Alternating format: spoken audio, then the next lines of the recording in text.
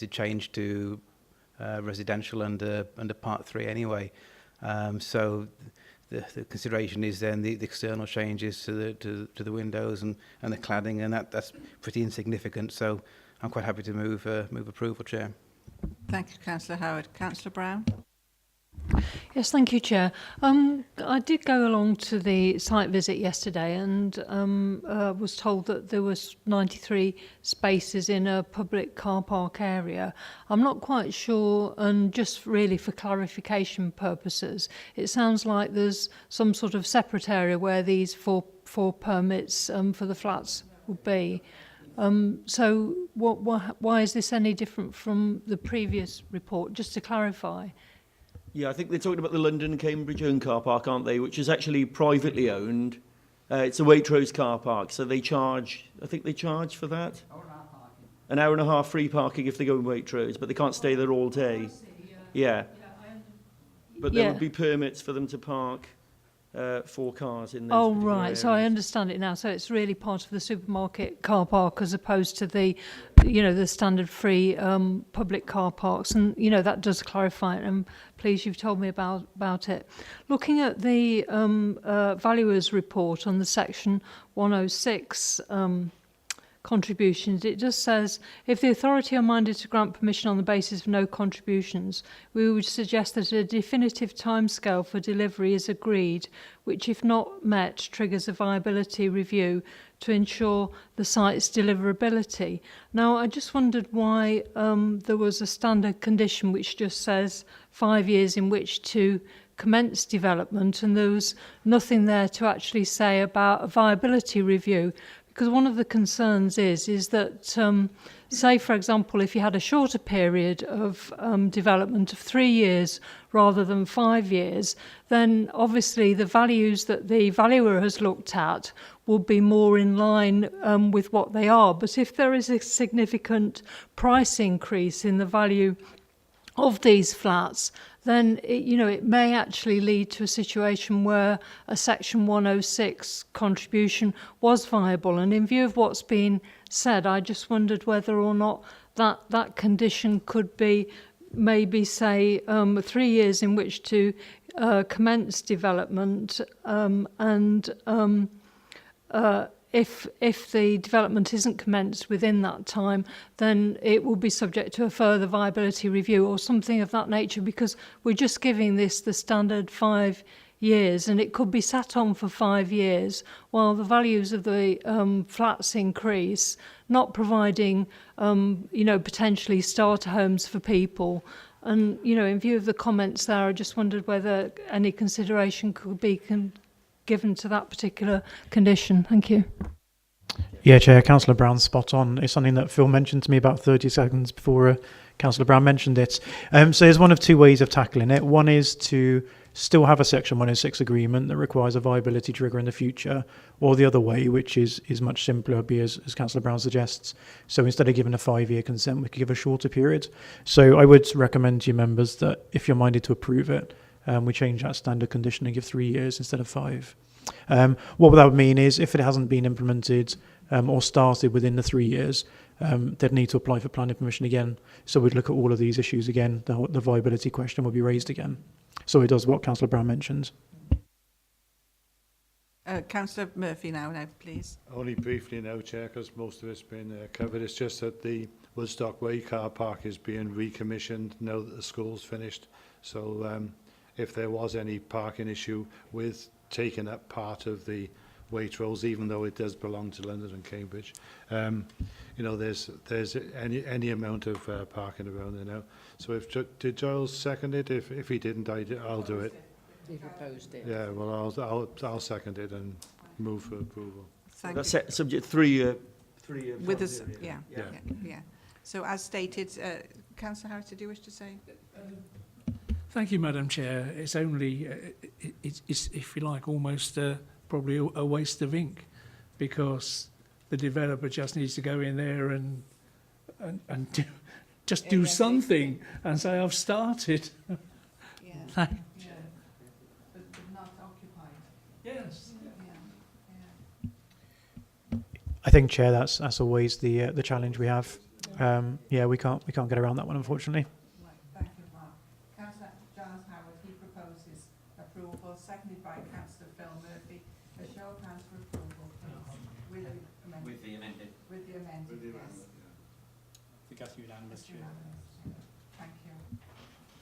Right, we now go on to application in Raglan, and this is on page 17, 00096, and I've declared an interest with this when it came up the last time, so I'll leave the room, and also Councillor Harris will go on it instead of me. Thank you.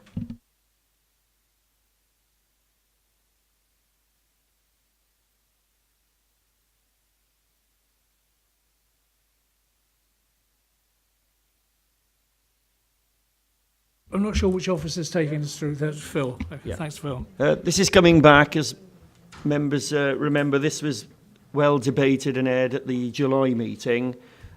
In the meantime, we went back to see whether the applicant was prepared to amend and sizably reduce the scheme. The applicant's written in as part of the report, you can see there, as to why they don't want to do it. They've employed a planning consultant, which sets out that they think the scheme is acceptable as submitted, so they'd like members to determine the scheme as submitted. So I won't go through it again. We went through this quite comprehensively before. Members have been to the site as well. But you remember it's the large unit in the bottom garden of that semi-detached house with an access alongside it. And there was public speaking last time on the application from both Raglan Community Council and neighbours. So, yeah, that's the scheme. And there's a reason for refusal put forward on the basis of members' concerns about the scale and mass of the building. So it's here for...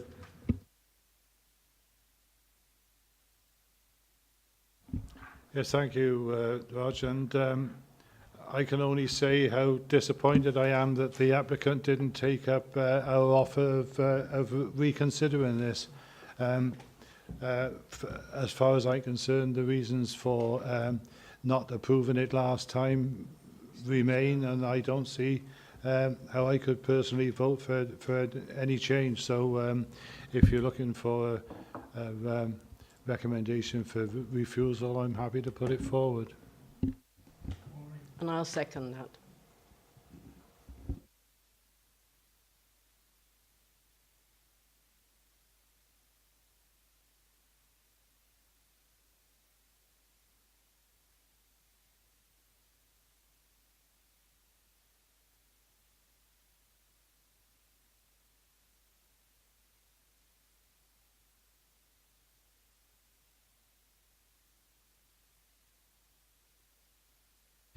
Chair, could I just step in there and ask members if they'd like to nominate or get agreement from you in terms of an appeal? I think we're likely to have an appeal on this one. I'm happy it is a case we can substantiate and argue, but as it's against officer recommendation, we'd ask for members to lead on that, and we'll support you in doing that. So I think in the protocol, strictly speaking, it says about it being the person that moved and seconded, but if there's others who would like to be involved or help out instead, then that's fine. I think 2 would be plenty, and I expect we could probably ask Councillor Penny Jones to help us as ward member, 'cause she was party to it last time. So Councillors Murphy and Powell, are you happy taking that role? Okay, thank you. Thanks, Mark. I believe it was Maureen proposed and me seconded it. I've got that right? No. Oh, Phil. Sorry, I'm getting mixed up with another one.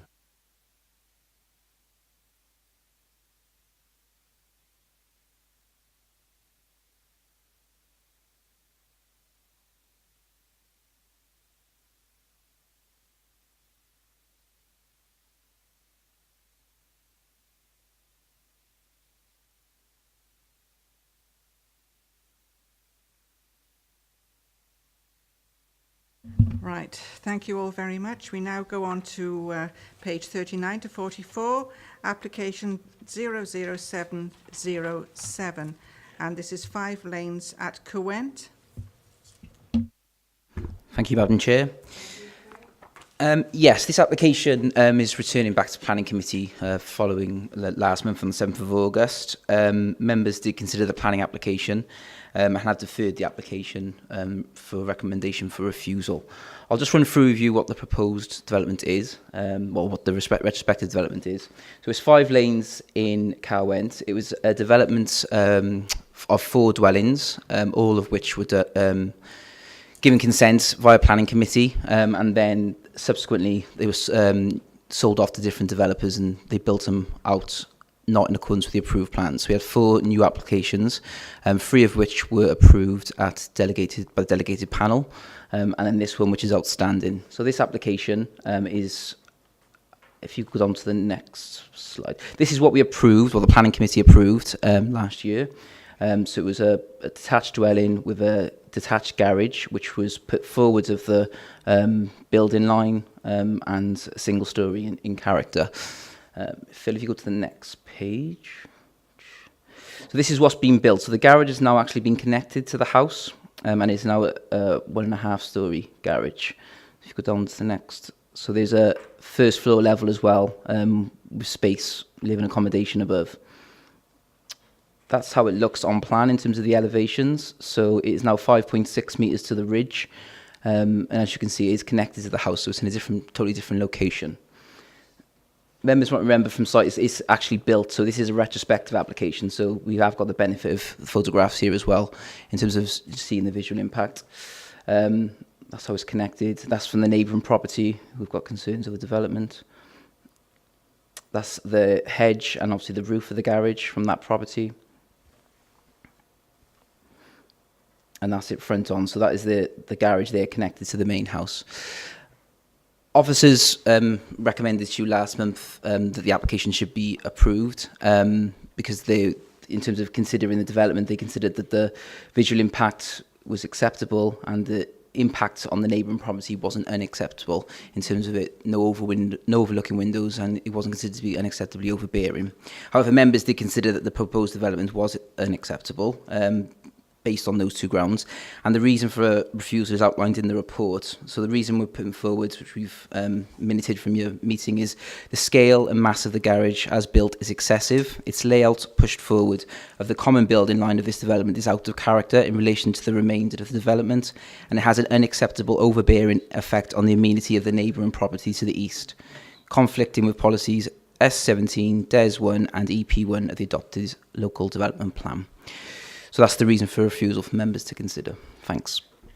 Thank you, Craig. Well, all members have obviously been there, and some of us have been there more than once. And County Councillor, as a member of the committee, is also the ward member. So I'll take you first, Phil, for any comments, please. Yes, thank you, Chair. And my position last time was the fact that I think the way I put it was I was fed up to the back teeth of builders totally ignoring everything that there's been approved and doing their own thing. That situation hasn't changed. I've had more representations as local member from members of the public who are really not happy at all about the way this has been done. I was a member of the delegated panel when we looked at the other 3, and I was happy to accept that the amendments to those had been acceptable, and on the basis of the fact that if you think it's acceptable and you would have done it in the first place, you should do it now. I did say last time that I wouldn't have voted for that, and I still wouldn't, particularly if you now look at that picture. It's an old one and it's progressed substantially since then. That hedge is now gone, but the wall you can see on the right has now been continued right along the site, but it's now got a substantial amount of close board fencing upon it. So the whole row has now got effective boxes that they're all in of really ugly fencing, and I don't know whether you've got a site plan there, Phil, that you could bring up. And I'm perfectly aware of the fact that we can't do anything about this, but it doesn't alter the fact that this development should have had a hedge around the whole of the thought, and it was supposed to be an open plan. It's not open plan now. As I say, it's full of large boxes with huge fences. Yet another example of the fact that the builders have totally ignored the planning permission that they've had. So I'm sorry, but I know this is going to appeal, but I have to support the views of the next door neighbour and my residents. The position still is that you wouldn't see that garage if it was built where it had planning permission to be. So I must continue to support the refusal. Thank you, Councillor. Mark, do you wish to comment, please? Yeah, only really briefly, Chair. Also respectful of members' views and their consideration last time. I would just ask members to take a step back and just really think this one through in terms of what we have approved previously and how this is different. Just to be clear, they do think those differences are harmful because that dwelling is not going anywhere. If we were to refuse this application and take enforcement action, we would just be going back as far as the previously approved plans. So yeah, as Councillor Murphy mentioned, the applicants hasn't gone through the right process in terms of actions and then applying retrospectively, but that isn't a consideration for us. It's just whether or not the end result's okay. If you genuinely feel that it isn't, that it causes harm, we can substantiate on appeal, and we wouldn't have granted it in this state had they done it in the right order, then that's fine. So I do see Councillor Murphy mentioned just now about the garage being visible, whereas it wouldn't have been from the front of the house next door if they had implemented the approved plans. Again, it's taking it that step further just because it's visible. Is it harmful? Is it having a harm on their amenity? So that is a subjective assessment, but it's just that's the consideration we have to give. If you are of the view that it's unacceptable, that's fine. We just need to be clear what those reasons are and that we can substantiate them at appeal.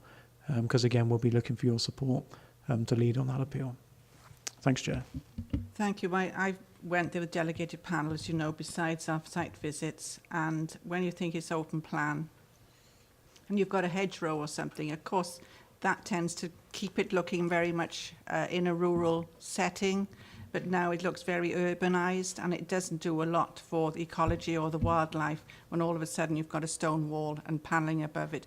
It looks too urbanised for my liking. So it's very different, as you say, to what we would approve, because they were lucky to get it in the countryside anyway. But anyway, I'll take other comments from members. Councillor Louise Brown first, and Councillor Powell, then Councillor Jess Becker. Thank you. Yeah, I'm not sure. Did Councillor Murphy recommend refusal or move? Yeah, well, I'll second that for the same reasons that I commented on this application before. I've driven by this site a number of times, and there's traffic. There's been traffic lights there to build this wall, and you're quite right. It does go right across, and it does make it look more of an urban setting than, you know, it looks more like something off a residential street in a town than in the location, rural location where it is. So that actually makes it even worse than the photograph that we've got before us, because it does look very boxed in. So I'd be happy to second that, and for the same reasons about the fact that it does dwarf the accommodation next door, and in terms of the various policies that have been mentioned here. Thank you. Thank you, Councillor Brown. Councillor Maureen Powell next, please. Thank you, Chairman. I mean, obviously, I agree with both the other two councillors, but if they wanted to alter those plans, the correct way to go about it, I assume, was to have applied to amend the plans before they did anything. And that would have given us a good chance of looking at it and you know, saying yay or no or what we thought then. This idea of fait accompli is they think we won't, even if they did lose the appeal, they still think they wouldn't have to pull it down. But I mean, I don't know what will happen from that point of view. But I think it's arrogance, the fact that they don't follow the rules. There are rules in the planning, and if you want to amend it, you apply to amend it. You don't just go and change it. And I think that this is, they're lucky, as I said, they're lucky to get those houses in the countryside, and to start to put walls and fences and things up is quite degenerating from what was to start with. Thank you, Councillor Powell. Do you wish to speak now, Craig, or after Councillor Becker? I only want to mention, Madam Chair, that we'd also be seeking authorisation to take enforcement action if there was a recommendation to refuse today as well. So we'd be taking enforcement action based on that development.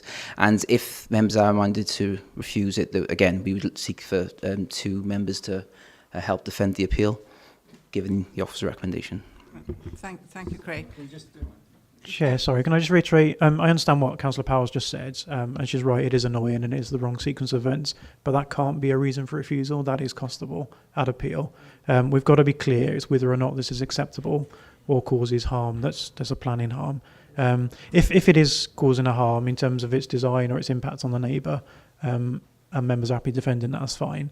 But we can't, as annoying as it is, we can't say just because they haven't gone through the right process in the right way. Thank you. To answer that, the main reason I was saying was the fact that by doing these walls and everything like that, they're altering the type of countryside that we have there. Thank you. Thank you, Councillor Powell. Councillor Becker, please.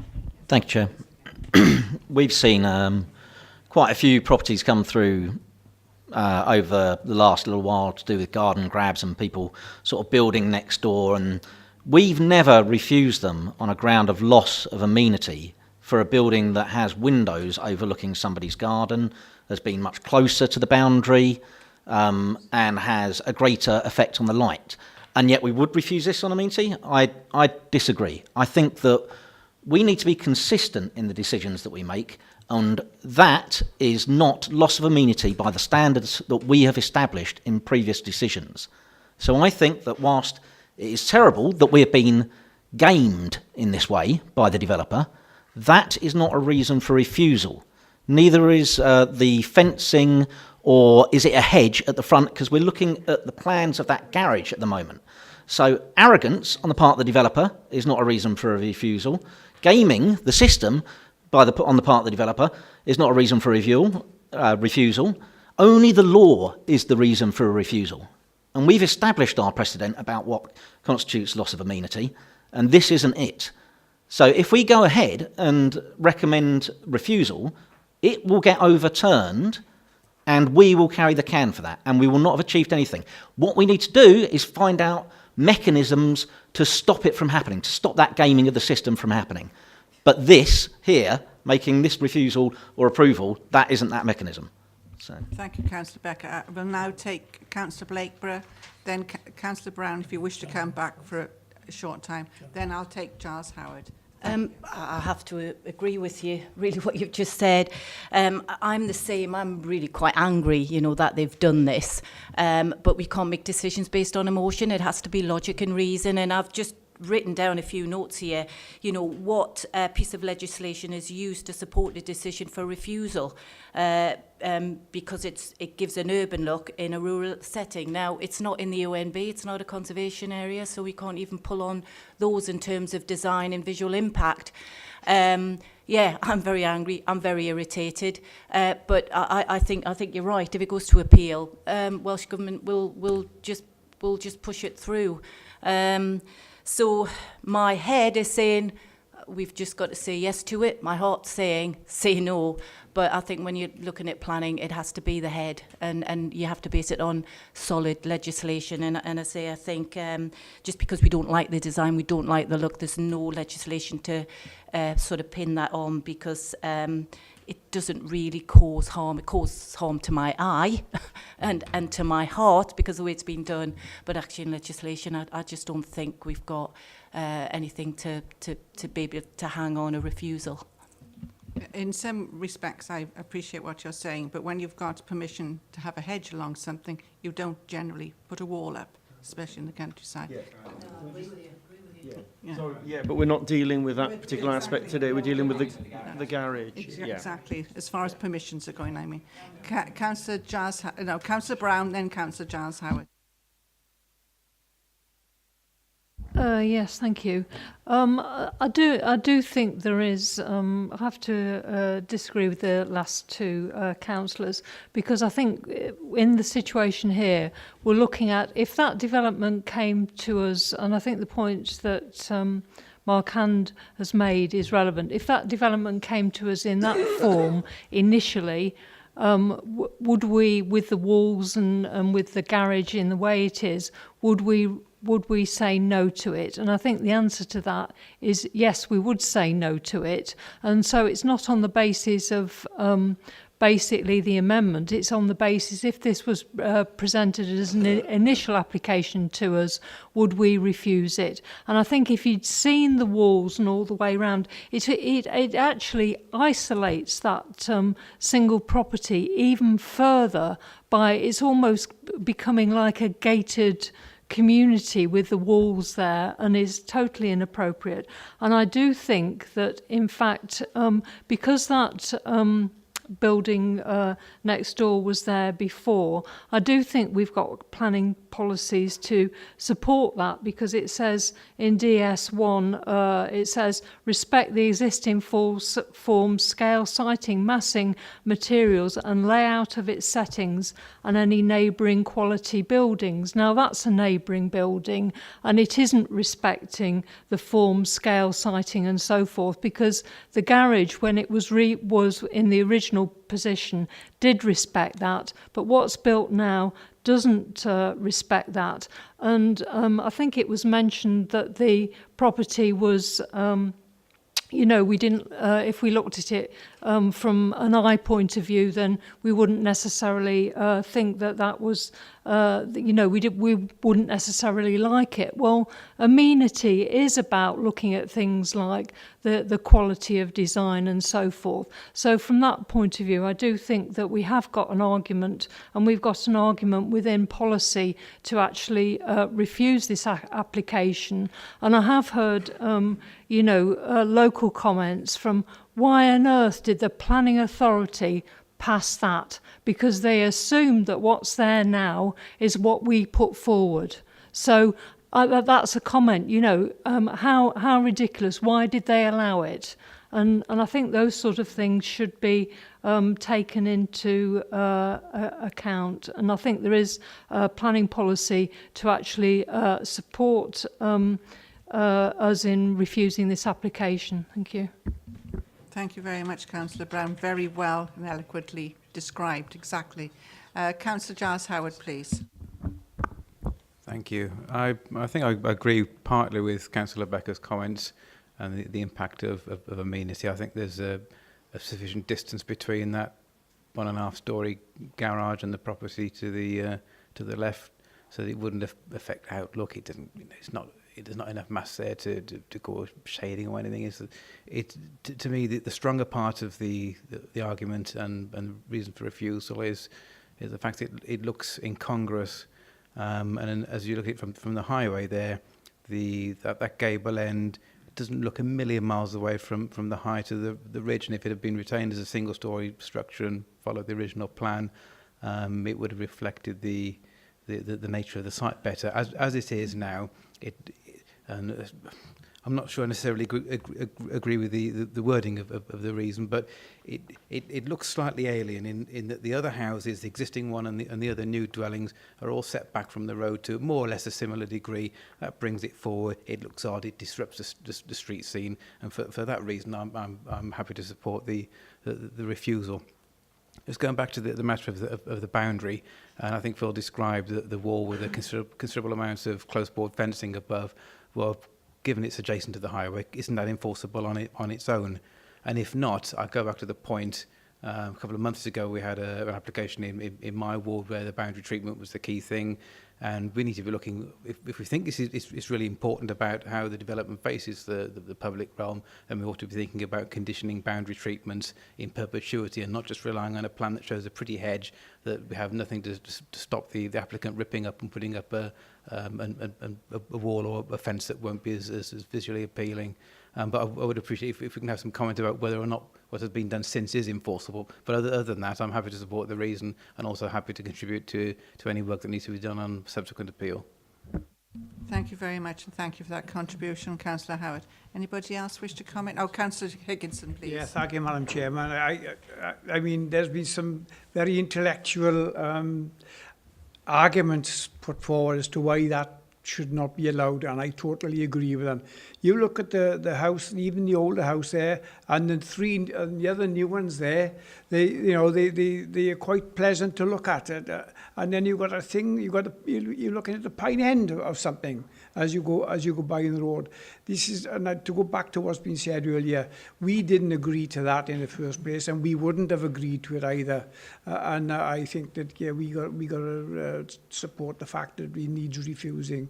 Okay, if it goes to appeal, it goes to appeal. But that, for me, is a blot on the landscape. Thank you, Councillor Higgins. And Councillor Roger Harris. Thank you, Madam Chair. Last time around, I abstained, but we've heard plenty of arguments this time about how developers get away with absolute murder at times, and we're particularly incensed with this one. The sad thing about it is that if we're going to refuse this, the developer's going to have even more of a triumph when we lose it on appeal, I'm afraid to say. Thank you, Madam Chair. Thank you, Councillor Harris. I think we've all... Councillor Howard again. Can I just respond briefly? I think sometimes we need to, I appreciate what Roger says, but sometimes we need to stick by our principles, and providing we're not coming up with ridiculous, unreasonable reasons for refusal, which in this case I don't think we are, or where that we've seen similar appeals that have been allowed, then I don't think we should have our heads ruled by what we think the inspector may or may not do. We just need to interpret policy as best as we can. In this case, I think that's what we've done. Thank you, Councillor Howard. Councillor Blakeborough. I must admit, before we make a decision, I wouldn't mind if somebody could just summarise and clarify the reasons why we are refusing it. I've heard words such as it's just not pleasant to look at, and I'd be really uncomfortable to vote a refusal on something like that. So I take on board what Louisa said, and I think she is starting to look at legislation. So if there was a summary of sort of the legislation we're looking at in terms of refusal before I make my final decision. Thank you, Councillor Blake. But I'm sure Craig will give a summary, then you'll know exactly with clarity what we are voting for. Thank you. Should I just come back on Giles's point with regards to the fence as well, and just to make sure, because this application has nothing to do with the fence or the boundary treatment, so we're purely looking at the garage. Now, this photo was actually taken on Monday, Councillor Murphy. So the fence has actually brought to our attention this week. Sorry, not Monday, Friday was taking the photograph, sorry. But the fence has come to our attention now, so we are looking into it as to whether it needs planning consent, and we are investigating that matter. So the points that have been raised and discussed here today, we are looking into, and we'll be discussing with the developer separately. But I think as part of this application, you just need to look at whether that garage is unacceptable in planning terms, and satisfy yourselves, really. In terms of the reason for refusal, Councillor Blakeborough, there is a reason there which is put forward for you today, which outlines the scale and mass of the garage as built is excessive. Its layout pushed forward of the common building line of this development is out of character in relation to the remainder of the development, and it has an unacceptable overbearing effect on the amenity of the neighbouring dwelling to the east. So, and it also outlines policies then, so S17, DES 1, B and C, which Councillor Brown has mentioned, and D and EP1 of the adopted local development plan. So there is a reason there for members to consider. Whether you want to consider certain elements of that in terms of the visual impact against the amenity, I think could be something which could be up for debate, and something for you to consider. But at the moment, you are refusing it based on the character of that garage and the visual impact it's having and the amenity. Thank you for that summary. Then we will go now to the vote. Who is Councillor Murphy are moving refusal? And it was seconded by Councillor Brown. Could I have a show of hands for refusal, please? It's 8, I believe, for refusal. Right, thank you.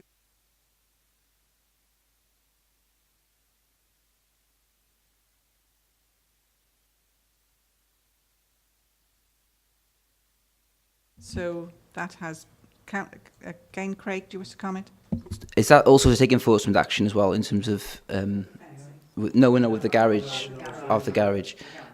And when it comes to the fencing, I beg for your clarity on this, that there's question about the fencing. So now they will be approached for that, and they will be asked to amend it, or enforcement action would be taken as another application from them? Well, first of all, we need to look at whether it needs planning consent in its own right, because you can put a fence up to 2 metres, not next to a public highway. So we'll have to look into it and see where this fence is and investigate it, and we'll take further action then.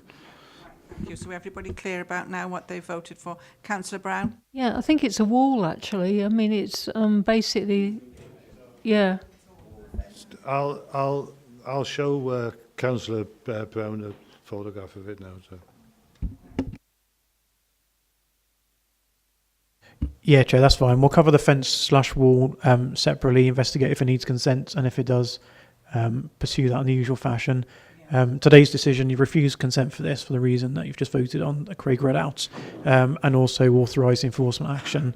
So the dwelling will have to be altered to take it back to the approved plans.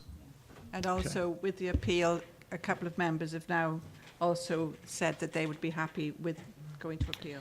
Yeah, Chair, thanks. Yeah, if there is an appeal, yeah, it'd be helpful to have members' input. So Councillor Murphy and Councillor Brown proposed and seconded, so normally I'd ask them. And I'm pretty certain Councillor Howard's offered his assistance too. So that's plenty, thank you.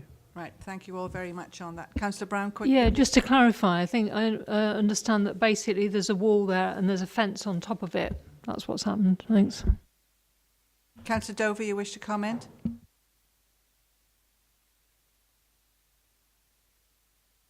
Apologies. Just one comment, Madam Chairman. We're doing this in 2 stages here. I'd like us to be absolutely sure there's nothing else within what is put in front of us to approve at the end of the day. In other words, I wouldn't want a third thing come along, but so we Councillor need to Dove, be sure. as it's We been don't need to specifically be said, sure we're we've got the dealing plan. with the garage as is in front of us today. Right. Okay? Right, thank you.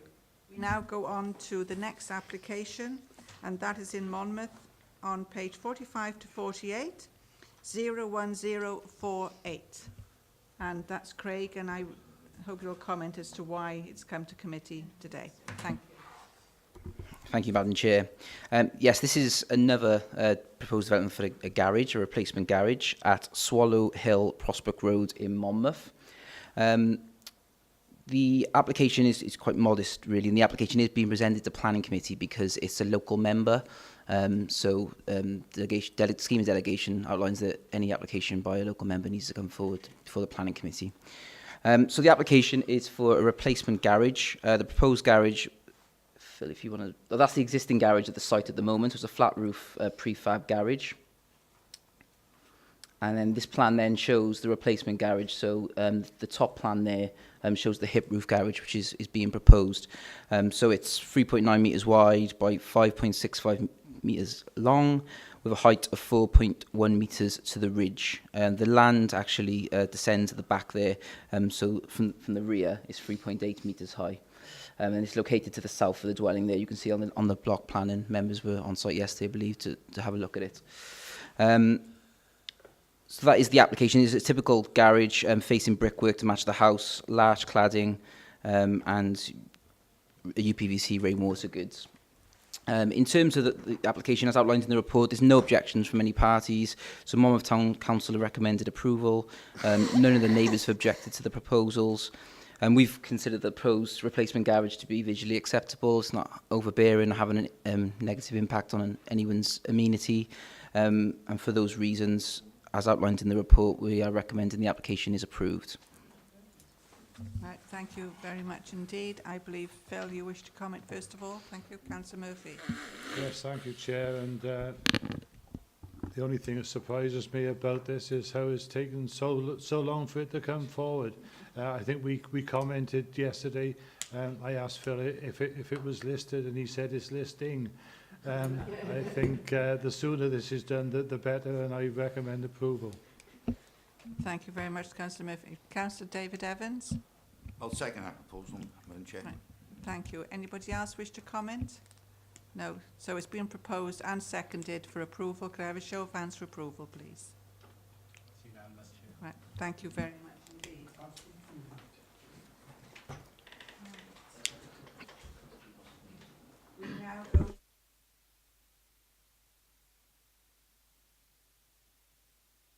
sorry, I hadn't got my microphone on. 49 to 56, and this is belongs to the council, so that's why it's before us today. Andrew, if you will describe it, this is 01089. Thank you. Yes, thank you, Madam Chair. So this application relates to a small group of barns located along Trecastle Road in Llangolven. Most of the members were there yesterday, but if we quickly just run through the site photographs. This is a view looking to the west. This is what I'll refer to as Barn 1 for the purposes of this presentation. So you can see an access before this barn. There's another access behind that barn. So this is a view of the Dutch barn that's in the centre of the site, and you can see behind that's what I'll refer to as Barn 2.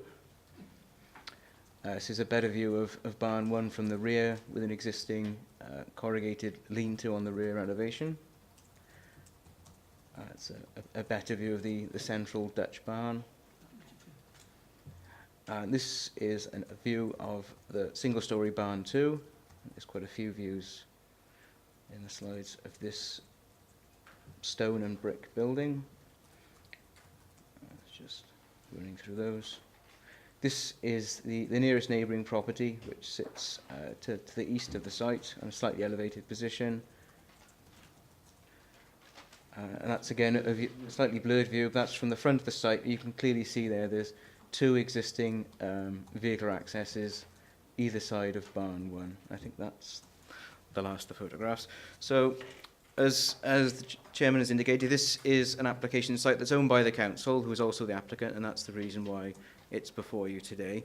So the application seeks permission to convert both barns to residential use, with the Dutch barn in the centre being retained, renovated and reclad to provide garaging, and also a back loft for Barn 1.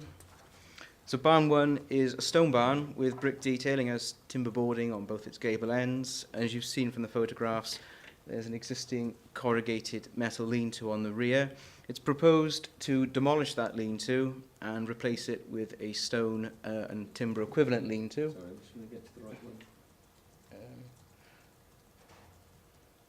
So you can see there, so scale and form would be commensurate to the existing lean-to. So this barn would be converted to provide 3 bedrooms, and it would be served by one of the existing access points. If you can just go to the layout, probably the layout would be easier. So you can see that coming in to the right of the barn with turning facility, and then the Dutch barn reclad would provide 2 covered parking spaces. Barn 2 is if you just go into the plans for that. That's existing. Okay, sorry.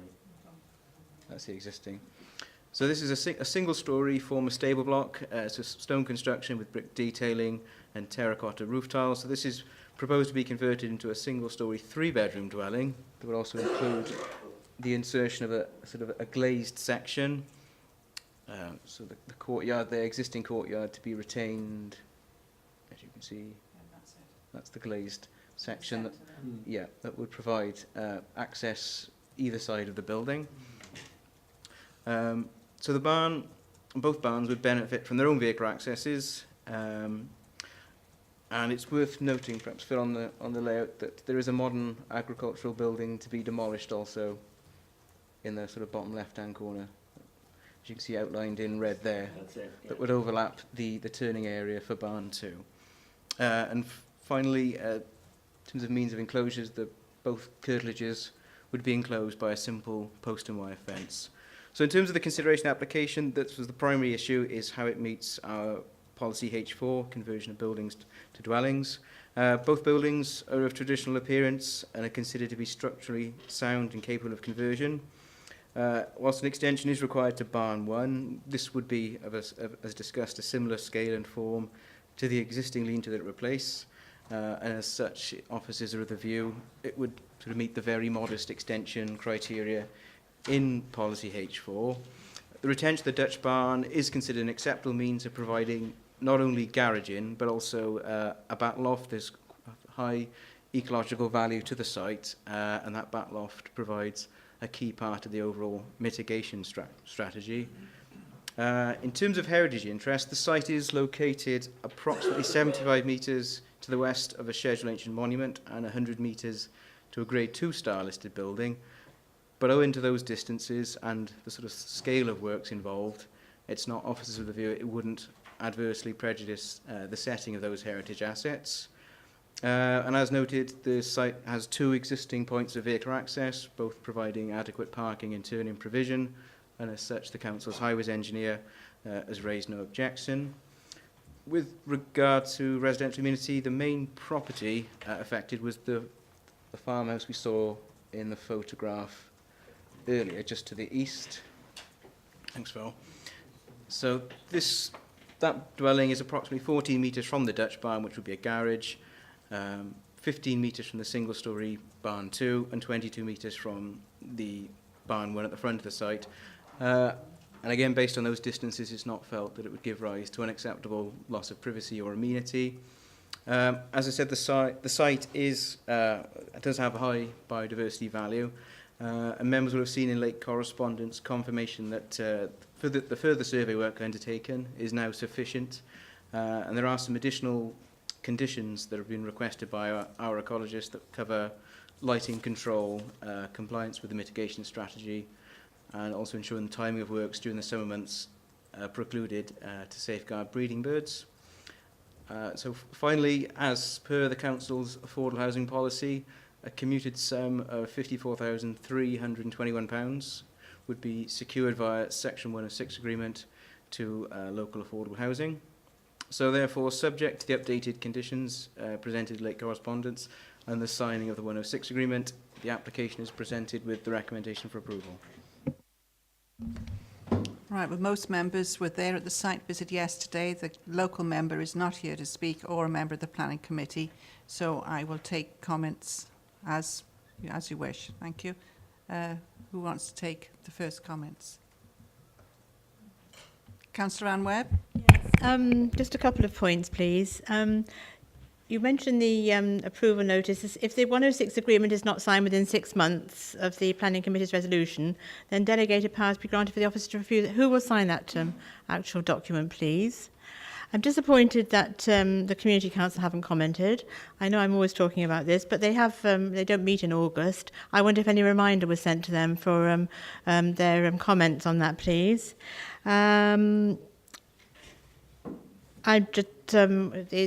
farm has obviously been vacant for quite some time, but I imagine that it's taken all that time to complete surveys and everything. But I'd like your answer to that question, please. Thank you very much, Andrew. Thank you, Councillor Webb. In terms of the Community Council, I see that they have commented. It should be in late correspondence. I'm sure I read it that they had raised no objection. Yeah, Chair, in actual fact, I think is our error on that one. They had replied, but we'd missed it, so we put it in late correspondence. I don't think they were late, so apologies for that. Thank you. Anybody else wish to comment? Sorry? Because it's our own land, you mean? That's an interesting discussion. We had a lengthy discussion on Rockfield Farm for the residential scheme. I can't remember the ins and outs. It is possible, though, or it can be done as a unilateral undertaking when someone buys it. So there's ways around it. We wouldn't normally sign a legal agreement with ourselves. I feel a bit cruel asking Matt to comment from the back on his first exposure to planning. Oh, there we are, John. Do you know the answer to this?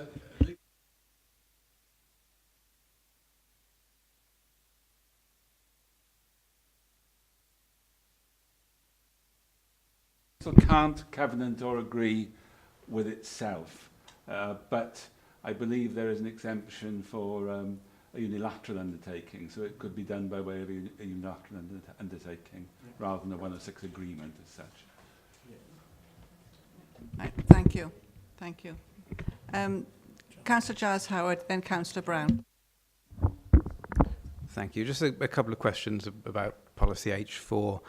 I don't see any reference in the report to comments from colleagues in the planning policy team as to their interpretation of the policy, and I wonder if that's something that they didn't respond or we didn't seek a view from them. But just revisiting the wording of the policy, and I think H4C, I think in particular the first barn and that tin lean-to, which clearly isn't a structure that's suitable for conversion. I'm thinking, well, that significant rebuilding works to retain that part of the site at its current footprint. Well, that doesn't really fit with the policy if all of that tin lean-to has got to be rebuilt to make it habitable. And then looking at letter G there, and that we don't seem to have any evidence about whether any attempts, however unlikely, have been made to try and keep the site in its current use, rather than going to residential. And it does say the policy that these that will be applied strictly. And I think, well, we don't seem to have applied it strictly at all, really. Thank you, sir. Councillor Brown, then Councillor Murphy. Yes, thank you, Chair. I was going to make similar comments. In fact, I was just looking up policy H4, and I'm not sure that the report really does cover all of the points that are made in that. You know, for example, D and E there talks about other buildings will expect to be used for their intended purpose for a significant period of time, and particularly close scrutiny will be given to proposals relating to those less than 10 years old, especially where there's been no change in activity on the unit. Now, one of the objections actually said that it had been used as a barn in April 2017, you know, and it was a viable farm. So, I mean, I think, you know, we've got to make sure that when it's an application for the council, that we also stringently follow the same rules that we do in relation to applications, you know, for other properties on barn conversions. And, you know, it's like, you know, this idea of being beyond reproach and making sure that we act in an impartial way. And I am somewhat concerned that I don't think the detail and the explanations within policy H4, which is on page 94 of the local development plan, have been looked at in sufficient detail, particularly in view of the objections that have been made. And I appreciate the officer's response on that, and hopefully reassurance that all the I's have been dotted and the T's have been crossed to make sure that we are applying exactly the same standards to a council application as we would apply to any other application coming from anybody else. And I think that it's important in terms of the integrity of the planning committee that we do this and we do look at it in detail. Thank you. Thank you, Councillor Brown. Mark wishes to come back now. Yeah, Chair, there's some important points raised there and worrying, to be honest. Yeah, I give you our absolute guarantee that we're looking at our applications with the same integrity and level of scrutiny as anybody else's. So concerning that's questions. But you're right to ensure that is the case. In terms of the policy you mentioned, the policy, if I go back to Councillor Howard's question, we haven't consulted the policy team. My view is that team needs to focus their efforts on the LDP and the biggest applications with the policy implication. DM officers are perfectly capable of reading what policy H4 says and interpreting it. So I've pared back on that work so that they can concentrate on the LDP. I think the approach we're taking on this is consistent with other decisions I've seen in the last 3 years on barn conversions, but colleagues can probably better answer that in terms of that greater detail. The policy in terms of what it says about the use of barns, I'm not sure if I misunderstood your point, Councillor Brown, but it isn't saying the barns have to have lain empty for 10 years. It's saying that you can't have permission to build a barn on your land this year and the next year try and convert it. So try and stop people creating barns for a pretend agricultural purpose and then conveniently ending up with a house. So it can't have been given permission and built within the last 10 years. It's not saying it's got to have lain empty for 10 years. In terms of the farms generally and the council's holdings, I mean, that's part of a wider review that would have been through council in terms of which assets we're looking to dispose of or keep. So that's before you in an entirely different context in that regard. So I think really it's down to the detail of the policy and the design of the scheme. As officers, we're happy with that lean-to aspect being kept and that volume being rebuilt. But if you're happy, Andrew, is there any more detailed points on that particular regard to comment on? And the business reuse, was that looked at?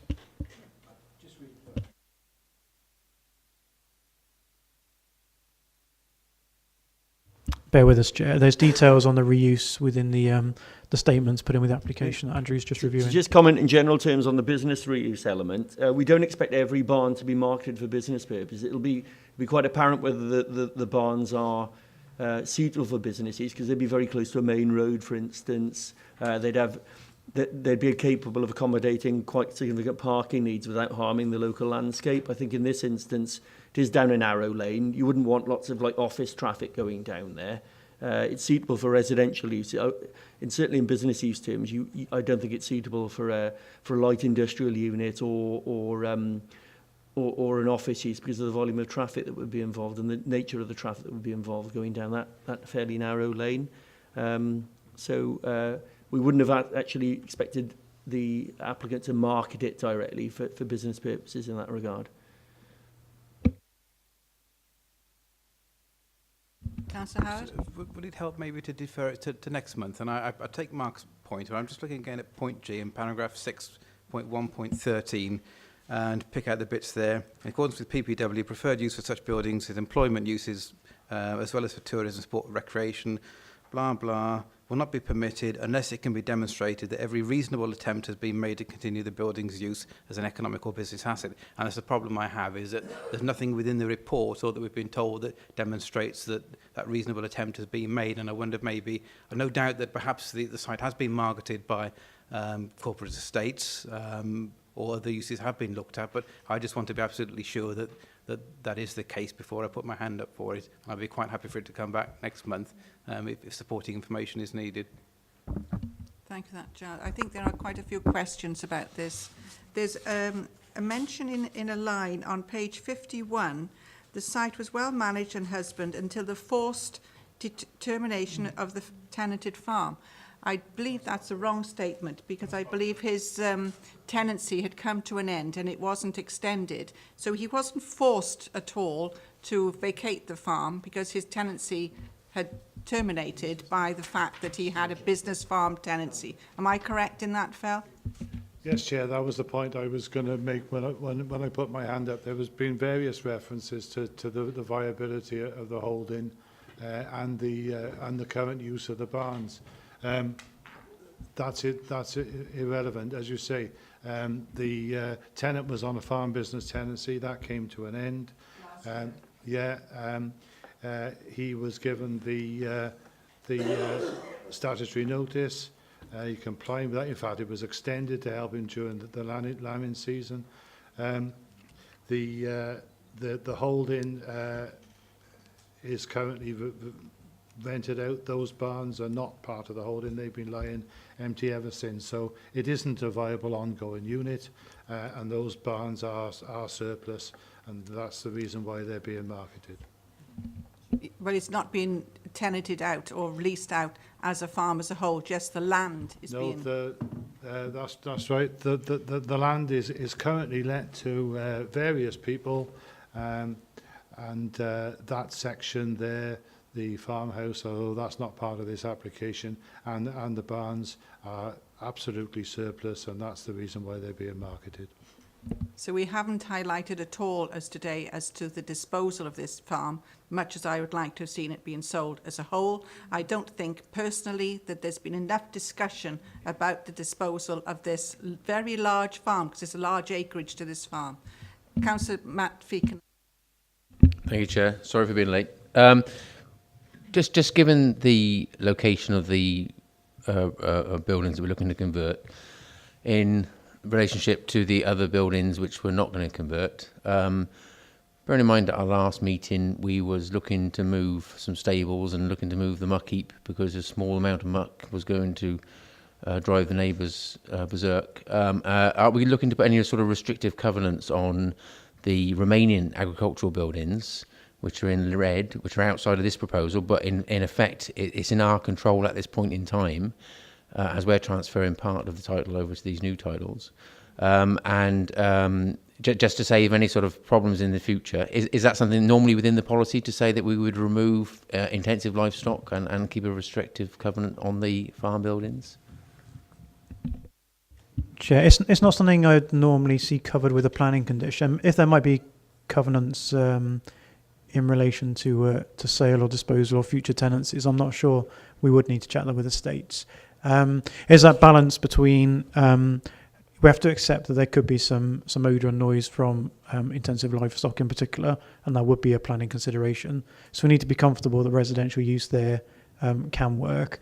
But there was that comment in the last appeal that we looked at last time, which, to paraphrase, said you expect to smell things if you live in the countryside, to an extent. So, anyone buying those properties needs to be mindful of what they're buying and where it is as well. I'm not sure what we've done on other disposals in terms of trying to control the use of the farm. Just thinking through the details now, what the farm next door could do, continuing in terms of agricultural buildings without consent. I think it would still need our consent in terms of siting, or could do. The prior notification process would kick in. And if they were coming that close to a dwelling, we'd be looking at the siting. Or within 400 metres, so as well within that. So we'd have, for a livestock barn, so we'd have control from that angle, and the farm would have sufficient land left for that not to curtail the farm's activities unreasonably, I suggest. Right, thank you. Just the buildings in red as they are at the moment are already existing agricultural buildings. So that, I think the one you just pointed to then, lastly, Ruth, is going to be removed, but certainly the two to the south of that are going to be retained. There is a large silage pit there. There's nothing stopping those being filled for the cattle, sheep, pigs, or whatever it is. So I know certainly with other counties, they do put a restricted covenant on such issues to remove the livestock, and it's the livestock that causes the smells effectively.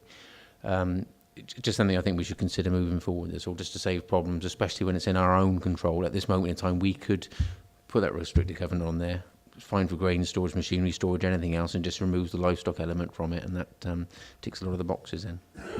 Councillor Brown? Yeah, I was just wondering, in view of the possible potential mixed use of this for residential and farm purposes and the location of both of them, and, depending on, for example, how this is marketed, whether it's marketed as one lot or separate lots or whatever. And I think perhaps a little bit more thought needs to be given to that. And also, I would just like, just a little bit more reassurance within the report just about how we've covered policy H4, just to make sure that we are doing this in the right way. So I would suggest that this application is deferred for a little bit more. I'm not against this application at all. I haven't decided one way or the other, but I think it's just a question of, have we thought this through as much as we possibly can? And also the point about the location of the manure is a potential issue when those barns that we saw are going to remain and are very close to the barns that are going to be converted as well. So I think it's I'm not against the principle of development or the idea of development here. I just think we just need to give it a little bit more thought, and would suggest that a deferral might be the best way forward. So I'd move for a deferral, but I don't know if anybody would support that. Thank you. Mark wishes to comment on that now. Yeah, Chair, I understand you're moving towards a vote on deferral, so I'll keep this brief. There's some points there that I think we'll happily go and look at again in terms of clarification around policy H4, just to make sure the report's clear on that, and also what's happening with the silage pits and the other barns. I would just reiterate the statement I made earlier, we are giving these the same scrutiny as any private application. But I think the flip side needs to be true as well. If we're treating them the same as any other application, they should be treated the same in estates as any other applicants. So I don't think committee really has got a remit to talk about how the farm's disposed of or split up into plots. We wouldn't be saying that about Farmer Giles. I think we need to keep those two parts of our role separate in that regard. The issues around the other barns, the silage bit, I understand, and the marketing. So we'll take those away if members are minded to defer, and we'll get more info on that for the report next time. Thanks, Chair. Thank you. Anybody else wish to comment now? So, Councillor Howard, you moved for a deferral? And Councillor Brown also. Councillor, where did you put your hand up? No, sorry. So, right. Seconded. You propose, you seconded. Right. If there's no more comment, could I take a show of hands, please, for a deferral?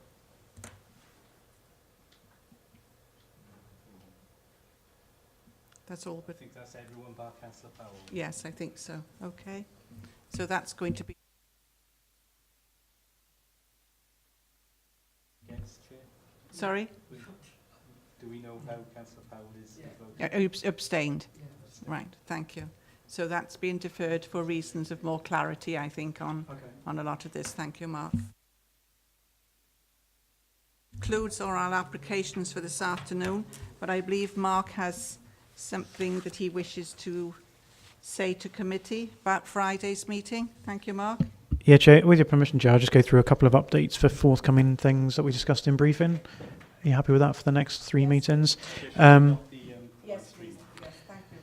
So, Chair, there's a meeting on Friday, which is hopefully in your diaries. It's a joint select meeting for Economy and Development Select and Adult Select. But as an all-member invite, and it's particularly of relevance to yourselves as planning committee members. I know some of you sit on at least one of those committees anyway. But there's 2 topics we're looking at that are interlinked. One is affordable housing, and the other one is how we look at our 5-year housing land supply, and in essence, how we deal with unallocated sites between now and the new LDP. So there's a current consultation